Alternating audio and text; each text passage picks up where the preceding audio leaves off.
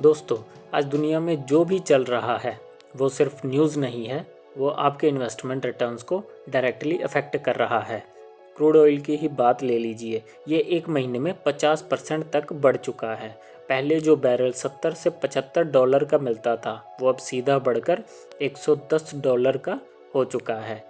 अगर आप बात करते हो इंडियन रुपी की, वो भी अब गिरकर 94 रुपये पर डॉलर टच कर चुका है।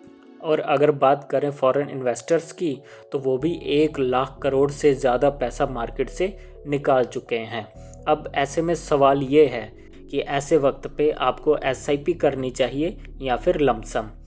आज का हमारा ये वीडियो इसी टॉपिक पे होगा कि आपको एसआईपी करनी चाहिए या फिर लमसम, आपके लिए क्या बेहतर रहेगा। आज हम पूरे सिस्टम को समझेंगे, कैसे एक ग्लोबल क्राइसिस आपके पोर्टफोलियो को हिला देता है। तो चलिए शुरू करते हैं जियोपॉलिटिक्स से। मिडल ईस्ट में टेंशन बढ़ रही है और वहीं से दुनिया का मेजर ऑयल सप्लाई होता है। जैसे ही सप्लाई का रिस्क आता है, ऑयल प्राइसेस शूट करते हैं। रिसेंट डाटा के अकॉर्डिंग क्रूड ऑयल के प्राइसेस में 50% तक का जंप आया है। ये आप सबको पता है, ऑयल सिर्फ एक कमोडिटी नहीं है, ये पूरी इकोनॉमी का इंजन है। इंडिया अपनी ऑयल रिक्वायरमेंट का 80 से 85% इम्पोर्ट करता है। मतलब ग्लोबल प्राइस बढ़ेगा तो इंडिया पे डायरेक्ट इम्पैक्ट होगा ही होगा। अगर ऑयल $70 से $110 गया तो ये ऑलमोस्ट 50% इंक्रीज़ हुआ है। और ये सिर्फ पेट्रोल का प्राइस नहीं बढ़ाता, ये पूरी इकोनॉमी को हिला कर रख देगा। वो कैसे? अभी जैसे सिचुएशन आपने देखी ही होगी, एलपीजी महंगा हो गया, चाहे फिर वो पेट्रोल हो या फिर डीजल हो, इनका प्राइस भी ऑटोमेटिकली बढ़ेगा ही बढ़ेगा। और अगर डीजल और पेट्रोल का प्राइस बढ़ेगा तो सीधा सीधा इम्पैक्ट ये ट्रांसपोर्टेशन के ऊपर आएगा। और अगर ट्रांसपोर्टेशन महंगी होगी तो ये डायरेक्टली आपकी डेली नीड्स पे भी इफ़ेक्ट करेगा। आप डायरेक्टली ऑयल नहीं खरीदते, पर ऑयल हर चीज़ में हिडन होता है। जब हर चीज़ महंगी होने लगती है तो उसे इन्फ्लेशन कहते हैं। इन्फ्लेशन साइलेंट किलर है, पैसा कम नहीं होता, वैल्यू कम हो जाती है। अब इन्फ्लेशन कंट्रोल करने के लिए सेंट्रल बैंक्स इंटरेस्ट रेट्स बढ़ाते हैं। इंटरेस्ट रेट्स बढ़ने का मतलब लोन महंगे। अगर लोन महंगे होंगे, ऑटोमेटिकली ईएमआईज बढ़ेंगी। ईएमआई बढ़ेंगी तो ऑटोमेटिकली बिजनेस ग्रोथ स्लो हो जाएगी।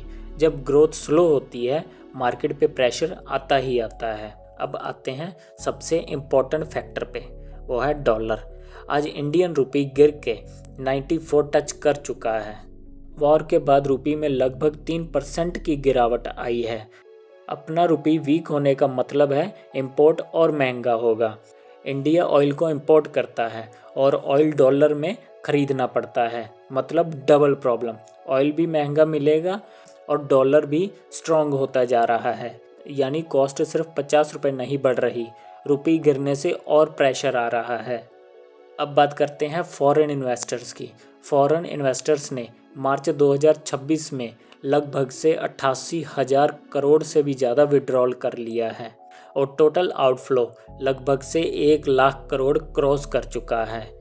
जब फॉरेन इन्वेस्टर्स अपना पैसा निकालते हैं तो इंडियन मार्केट क्रैश करता है। जो इंडियन मार्केट में आपको क्रैश देखने को मिला है, वो इन सब फैक्टर्स के कारण दिखा है। मार्केट न्यूज़ पे नहीं, एक्सपेक्टेशंस पर गिरता है। इसे हम डोमिनो इफ़ेक्ट कह सकते हैं। इसका मतलब ये है कि अगर एक चीज़ हिलती है तो उसके रिलेटेड तो सभी चीज़ों में आपको गिरावट दिखेगी। अब यहाँ सबसे बड़ा गेम होता है इन्वेस्टर्स का दिमाग। हम इस वीडियो में इन्वेस्टर्स को 2 पार्ट्स में डिवाइड करेंगे, एक एग्जिस्टिंग इन्वेस्टर्स और दूसरे न्यू इन्वेस्टर्स। पहले हम बात करते हैं एग्जिस्टिंग इन्वेस्टर्स की।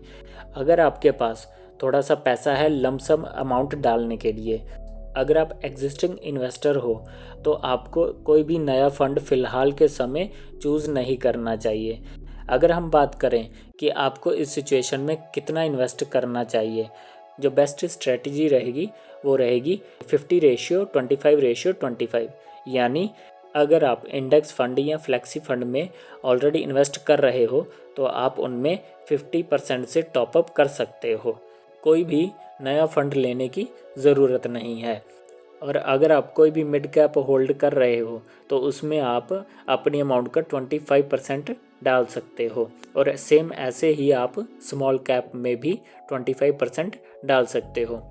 मान लीजिए आपके पास 1 लाख रुपया है तो आप उसे 50,000 इंडेक्स या फिर फ्लेक्सी कैप में डाल सकते हो जो आपने होल्ड करके रखा है, और 25,000 आप मिड कैप में डाल सकते हो, और बाकी का 25,000 आप स्मॉल कैप में इन्वेस्ट कर सकते हो।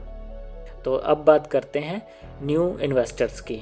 न्यू इन्वेस्टर्स के लिए तो मैं पहले यही बात कहूँगा कि ये उनके लिए एक गोल्डन पीरियड है।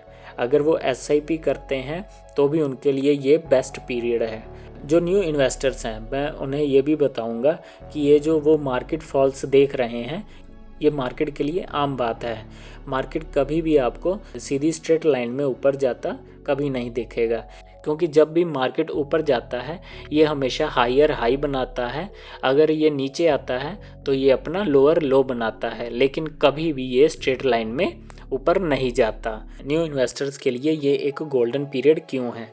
क्योंकि अगर हम निफ्टी 50 की बात करें तो वो अपने लास्ट हाई से 14 से 15% तक का फॉल दिखा चुका है, और वहीं अगर हम मिड कैप की बात करें तो वो भी लगभग से 14 से 15% का फॉल दिखा चुका है। और अगर हम स्मॉल कैप को देखें तो वो 21 से 22% तक का फॉल दिखा रहा है। स्मॉल कैप ज़्यादा वॉलेटाइल होता है मिड कैप के मुकाबले, और मिड कैप ज़्यादा वॉलेटाइल होता है निफ्टी 50 के मुकाबले। निफ्टी 50 में मेनली आपको ब्लू चिप्स और बड़ी कंपनीज दिखेंगी जो कि ज़्यादातर स्टेबल्स ही रहती हैं।